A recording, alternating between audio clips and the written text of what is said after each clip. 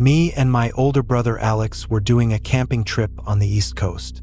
Alex chose the sites and everything like he usually did, and I just tagged along. He chose well, though. The campsite was really nice, and since we had to hike to get there, it wasn't crowded. There was nobody around, from what we could see. The campsite wasn't very defined, though. It was hard to tell if we were even in the right spot. There were several openings in the trees that looked like they could have been the place we were supposed to be at, but neither of us thought it mattered. We set up on one of the grassy openings, and while we initially thought this place wasn't very active, we started to notice we were wrong. There were leftover things scattered around, nothing big like entire tents or anything, but just small things like a trekking pole or some old shoes. It wasn't normal for these things to be left behind, though not at campsites like this that were far out. We both thought it was weird, but we went on with our day. We didn't really do much, just hung out and talked. When it got darker out, we lit up a fire and sat around it. A couple hours into the night, I happened to spot something behind Alex. I pointed at it out, not sure what it was. Both of us looked, and after a few moments, we were able to tell that it was a small campfire. It was really far out and partially blocked by all the trees, but the tiny orange flame was flickering in the distance. Had it not been for the moonlight being covered by the clouds and the absolute darkness of the woods, there was no way we would have been able to notice it. I guess we weren't alone. It was a little odd that they were out in that direction because it seemed like it was just forest over there, no openings or anything to really set up a campsite. Maybe they wanted to be away from other people or something. We didn't think about it too much. We got some snacks and drinks out and talked ourselves into exhaustion. We put out the fire and went to bed around midnight. I fell asleep pretty comfortably, not having any trouble at all, though I woke up at some point in the night. It must have only been an hour or two after I'd gone to sleep. I knew exactly why I had woken up, though. I drank a bit too much right before bed. Needing to relieve myself, I got up and unzipped the tent. I walked out maybe 50 feet from the campsite to make sure I didn't attract any animals and did my business. But as I was out there, I noticed the flame way out in the forest was still lit up. Maybe it was because I was tired or just out of it for some reason, but I stood there and stared at it for a minute. I don't even know why, but my eyes began adjusting to the dark as I stood there, and as I looked out into the woods, I suddenly noticed something else. It looked like a figure somewhere far out between me and the distant flame I was looking at. I felt a shock for a moment, but I told myself it couldn't actually be a person and had to be a weird-looking bush or something. Like, there was no way someone was out in the dark outside our camp at this time of night. But I kept looking, trying to make out what I could. When I started to notice more of these figure-looking shadows in the woods, they were so far, and it was so dark, I couldn't tell if my mind was just playing tricks on me. If they were people, though, there were at least 10 or 15 of them, and they seemed to all be looking right at me. Another shock ran through me. What the hell is this? I almost thought I was hallucinating. I turned around and hurried back to the tent. I debated for a second whether to wake Alex up. I knew if it was nothing, I would never hear the end of it, but my gut was telling me otherwise. I opened his tent and shook him awake. He was really confused at first, but I just told him I thought I saw something and wanted a second opinion. He hesitantly got up, and I started to lead him out to where I was. But we didn't get very far. The figures I had seen had moved. They were closer, standing all spread out among the trees. I really hoped at this point I was just seeing things, but I slowly looked back at Alex and could see the pale, fear-covered expression on his face, his eyes wide open. He saw what I saw. I looked back out, and it was more apparent than ever that these were people. I could see their subtle movements as they stood there and watched us. We backed up towards our tents. Should we leave? I can still vividly remember Alex's shaky voice as he spoke those words. He was always so confident and sure of what to do. It was terrifying seeing and hearing him like that. I nodded, and neither of us grabbed any of our stuff aside from the car keys and our wallets. We hurried away and down the trail. It seemed that they didn't follow us. We reported what happened to the police, feeling it was necessary. They didn't take it too seriously, though very clearly thinking we were crazy. Like there was no way a whole group of people were out in the woods at night messing with us. We thought about the strange amount of left-behind things we saw in the area and had hoped others had already gone to the police about similar encounters, but nobody had. There were no official accounts of anything happening there. Maybe they just went unreported, or maybe nobody ever made it back. This was 2 years ago in the middle of spring. I had taken time off work to go camping at a small lake in northern Minnesota. It was a place I'd been to a couple of times with friends or family that decided to join me, but this time it was just me. The hike to get there took about 2 hours, but it wasn't too rigorous, mostly just flat trail all the way there. I set up my tent and other things a bit into the woods so as to not be right up against the lake. Then I unfolded my chair, popped open a beer, and listened to the calm sounds of the water and the birds chirping. It was already late into the day, so I didn't have much time before the sun started going down. I always enjoyed nighttime in the woods, though. It was always so quiet and almost felt freeing in a way. I don't know how else to describe it. However, this night was different. Once the sun went down, I built up a campfire and continued relaxing. Yet this feeling came over me that usually didn't happen. I felt like I was being watched. I kept looking around at the trees and the darkness that surrounded me, having this uneasy, almost paranoid feeling. I was never like this, so I wasn't sure what was going on. Every time I looked around, though, I didn't see anything at all. The problem was that it was so dark. I'm not sure I would have been able to see anything even if there was something or someone out there watching me. Of course, with no real reason to feel the way I did my best to suppress the thoughts and try to ease my mind away from it. Eventually, I was able to distract myself by thinking about some personal stuff I had going on in my life. It wasn't a fun distraction, but I guess it was better than being paranoid. Hours passed. I want to say it was about 10 or 11 by this point when there was a very sudden and loud crack in front of me, like a large stick snapping under heavy weight from somewhere right ahead of me. It was pitch black out there. I couldn't see anything. The sound was so loud, though it echoed across the woods. A shiver ran through me. It sounded like something heavy stepping on a branch. Was it a large animal or was it a person? I wasn't sure which I was more afraid of. I pulled out my bear spray, then called out, "Hello? Someone out there?" There was not even the slightest sound in response to my voice. I couldn't help but feel like if it were a large animal, I would have heard them walking around, brushing up against the bushes and crunching the leaves. I kind of just sat there for a minute, staring out into the dark and waiting to see or hear something. Before I'd remembered, I'd brought a flashlight with me. I dug through my backpack and grabbed it, but by then, it had already been a minute or two, and when I shined it out there, it was empty, nothing out there at all. Obviously, I was starting to feel paranoid again, but this time it felt justified. I quickly tended to the fire, adding in some more wood to make sure it didn't burn out and stayed bright enough to light up my campsite. Every couple minutes, I turned my flashlight back on and just scanned the area. Then, one time I turned it on, I immediately saw something at the far end of the light. It was a person, definitely a man.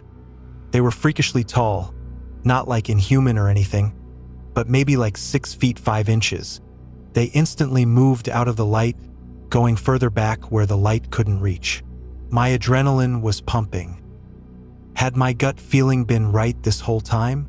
I thought back to the sound I heard earlier and how it sounded like something large enough to make such a loud crack sound. The guy I saw was huge. At that height, he was probably 250 pounds at least. It had to have been him, which means he was out there watching me for who knows how long. I panicked, taking down my tent and shoving my belongings into my backpack. I knew which way he ran from the light, so I ran off in the opposite direction, which also happened to be back toward my car. After a while, I felt safe enough to turn on my flashlight on the dim setting and walk the rest of the way. While I walked, I tried to think up reasons for him being out there. Something definitely would have happened. I have no doubt about it. But the guy was huge, why didn't he just attack me or rob me right away? Why wait and watch me? The only thing I could think of is if he might have been trying to see if I had a gun or a weapon on me, or he could have just been waiting for me to go to sleep. I got back to my car and drove home. I still go out camping, but it's never been the same since that night. Now I always have that paranoid feeling, like I'm being watched from somewhere that I can't see. Hopefully, it's just a feeling. This happened a while ago. I want to say 2014. I live in a pretty woodsy town, like with lots of forest around it and plenty of small campgrounds within an hour or so. I had a 4-day weekend off from work and I hadn't gotten out in a while, so I decided to head to one of these campgrounds for a laid-back weekend camping trip. The campground I chose was a small one where you park in a small dirt area and choose one of the 3 sites they had to set up your tent at. There were already fire pits set up and even some grills and benches. They looked awful, but I guess some people still use them. All 3 spots were open, though, and no other cars were there, so I just chose the one on the far left and put all my things over there. The walk from my truck to the campsite was only about 5 minutes, but the area was very densely covered in trees, so it still felt like I was fully in the woods. Plus, the actual camping ground was about 45 minutes from town as well. It was about an hour in that I realized I had no idea what to do. Like, should I just sit here and relax or read a book? I didn't really know. I thought maybe there was a trail or something I could walk on, so I went back to where the entrance was to see if there was anything. There wasn't, but there was another car next to mine now. It was an old red Toyota, like really old, rusted all around and with dents and scratches all over. And one really strange thing I noticed about it was it didn't have a license plate on either the front or the back. I didn't really know what to think, but I figured they must have been camping at one of the other spots. With no trail, though, I went back to my campsite and just sat on a log. After only 10 minutes, I heard footsteps coming up behind me. I looked back. There was a guy walking down the trail. He had no backpack or anything, and he was looking right at me, like he was coming down just to talk to me or ask me something. The man looked like he was in his 30s, but he almost looked older because of how he was put together, or rather, not put together. His brown jacket had holes all over it and was covered in stains, and his beard and hair were oily and shaggy. "You wouldn't happen to be able to help me with something real quick, would you?" he asked. Having nothing to do, I said sure and stood up, but he quickly said thank you and that he was just asking for now. He still had some things to do first, but he was going to come back in a little bit and get me when he needed a hand. I said okay, and he thanked me again, then walked away. I wasn't too sure why he came by if he didn't need me right now, but I figured he probably just had to unpack his car first and would be back in 10 or 15 minutes. I sat and waited, but a half hour passed and then another. By then, the sun was going down and I thought he must have gotten it done himself, whatever it was. 2 hours later, I'd completely forgotten about it. I had the fire pit lit up and was making my dinner when I heard footsteps behind me again. I looked back, but this time it was eerily dark. I could hear his footsteps coming down the trail, but he was completely covered in darkness. I couldn't even see his silhouette. I listened to the crunching steps against the gravel slowly make their way into the light of my campfire. It was the same man, just as I thought. I didn't understand why he came back, though. It was so late now. "Hey, you ready? Just need a little help still." With what?" He noticed my hesitation. "It'll only take a minute." "You aren't busy by the looks of it," he said jokingly with a smile, but it felt odd, like he was being pushy. He also avoided my question. My social awkwardness kind of failed me here, though, because I nervously agreed, knowing I really had nothing else to do and it was obvious. He smiled again and started leading the way. As we got further from my campfire, it got way darker, and I realized how odd it was that he walked here without a flashlight. It also felt strange following him into the dark. "Hey, so what was it you needed my help for?" I asked. He slowed down for a split second, like he was going to say something, but then he continued walking and didn't answer. I felt my heart rate spiking. My body knew something was wrong. Suddenly, the silence of the forest around me felt disturbingly eerie, like a calm before the storm. I began slowing down, trying to put some distance between us without it being too obvious. I only managed to get a few feet away before he turned around and looked at me. He had a creepy, fake smile that immediately shifted into a frown when he saw me further away. He stopped walking and so did I. Before I could say anything, I saw his hand reach down into his jacket, and I immediately turned and sprinted deeper into the woods after just seeing the handle of what I could only assume was a knife. I could hear his footsteps pounding against the ground and his heavy breathing as he chased me through the dark. For probably a good 2 minutes, he started slowing down, and eventually it was just the sound of me running through the woods. Luckily, I had my phone and keys on me, so I called 911. When they got to the camping grounds, only my truck was there. The red car was gone, and so was the man. I described everything for them, as both the car and the man had such a distinct look, but that information wasn't enough. I think it's pretty clear what was about to happen that night, but there doesn't seem to be any reason why, aside from the fact that I was camping alone. The way the man waited until night to try it and how he came by during the day so that I'd be more likely to follow him later is terrifyingly manipulative. I'm worried others may fall victim to it or possibly already have. I was in Oregon State spending several days backpacking through the national parks. I was already about 20 miles out from the nearest road, and for the first 2 days I hadn't run into a single person. It was the beginning of fall, so the weather was a bit colder than most people would be okay with, but I had all the necessary equipment anyway. In the morning, I got up and made a quick coffee over my pocket stove, then headed out to the next campsite. It was 6 miles out, which in the mountains is a pretty far hike. For hours into this walk, though, I suddenly heard footsteps ahead of me. I looked up and saw a man walking along the trail, going the opposite way as me. I wasn't really expecting to see anyone, but I smiled and nodded as he passed by. But I noticed something really strange. He had no backpack, no water bottle, literally nothing.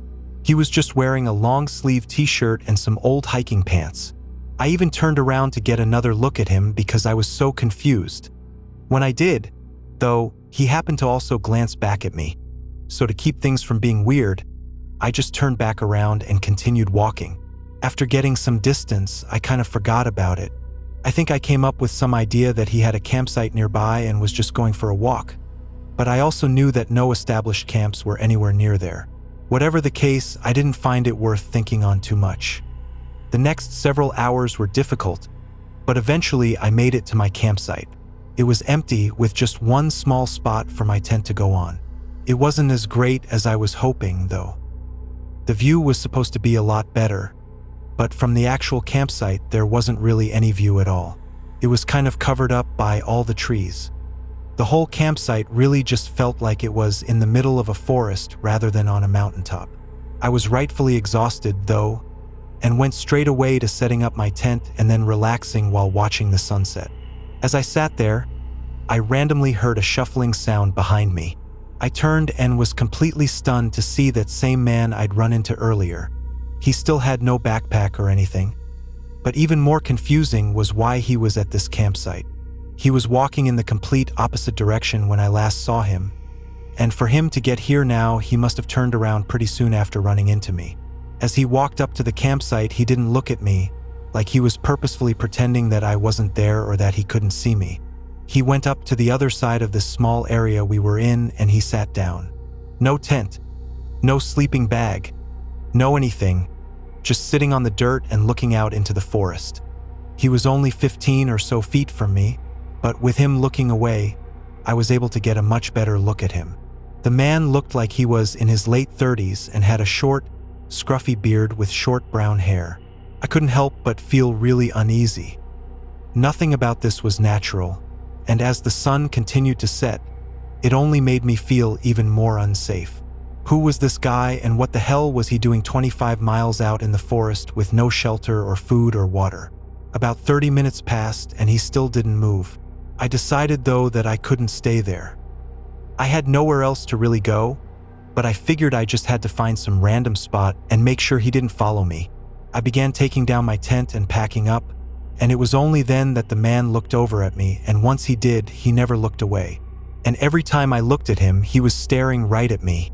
Once I got everything stashed in my backpack, I saw in the corner of my eye that the man stood up.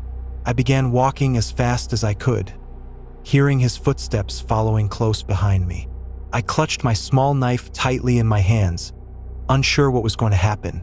After a minute, I looked back a few times, seeing him still following but getting further away. Then I took a risk. I veered off the trail and into the woods. It was pitch black by now, so I hoped he didn't see me and would just keep walking. Once I was maybe 20 feet into the woods, I leaned out behind a tree and waited. 30 seconds later, his footsteps came down the trail, but just as he was about to pass by, he stopped.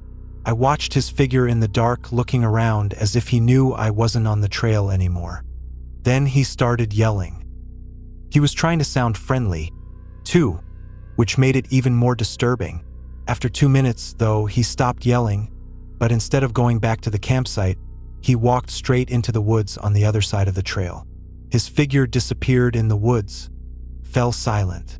I must have waited there for over an hour before finally getting up and making my way back. I forced my body to push through and skip the next campsite just to be safe. When I was back in town, I put in a report with the local police office. They never followed up with me, though. I don't know if that man was living out there or was trying to rob or kidnap people, or maybe even both, but I'm lucky to have gotten away when I did. This was just over 2 years ago. My name is Kai, and before this I had no camping experience whatsoever. I really wanted to get into it though, and the only way to get into it is to go out and do it. So this was my first camping trip. I chose a campground 2 hours away from my city. It was one that seemed like it wouldn't be too crowded, but also I wouldn't be completely alone, which I thought would be ideal for my first time. I drove up there and arrived at the trailhead around noon, then hiked for another few hours before getting to the campground. There were a few park-style benches and a couple ground-mounted barbecue grills around the site. A few short trails split off and went to smaller campsites where some other people had tents set up. I went down one of these trails and put my things down, then spent the next hour getting my tent set up correctly and making sure everything was working properly. By then, a few people were in the middle area using the grills and chatting. I'm not a super social guy, so I didn't feel comfortable inserting myself into the group, but a half hour later a guy walked down to where I was set up and invited me to hang with him. It was a nice gesture and he seemed cool enough, so I went with it. I followed him up and met a few of the others that were camping here. Everyone was cool, so I hung around for another hour, but after that some people split ways.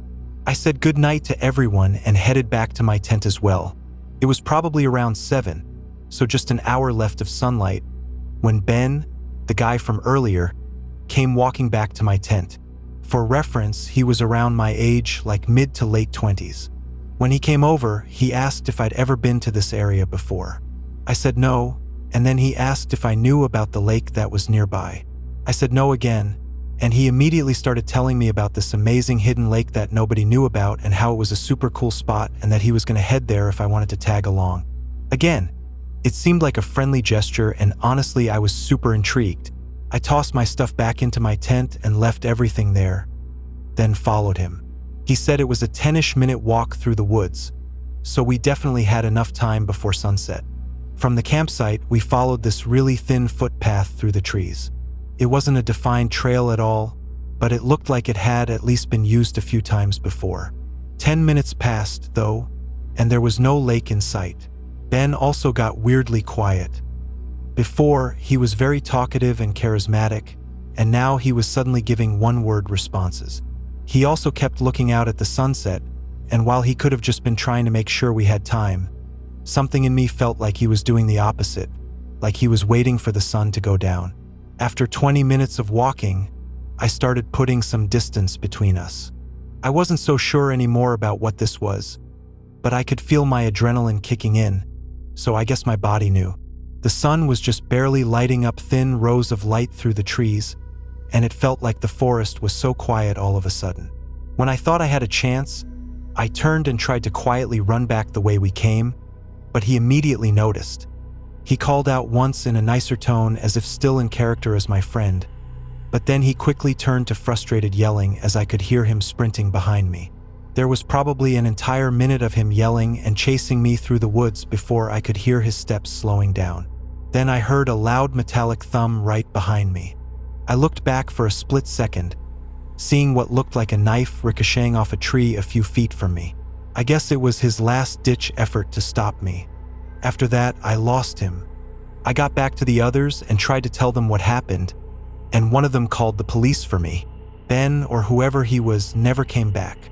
In fact, everyone said he was already at the campsite when they got there, and after a bit of looking, he didn't even have a tent anywhere. He probably targeted me, though, because I was alone and he knew I hadn't had much hiking or camping experience. Thankfully, I didn't have to find out what he had intended for that night, though, because if I had, I probably wouldn't be here.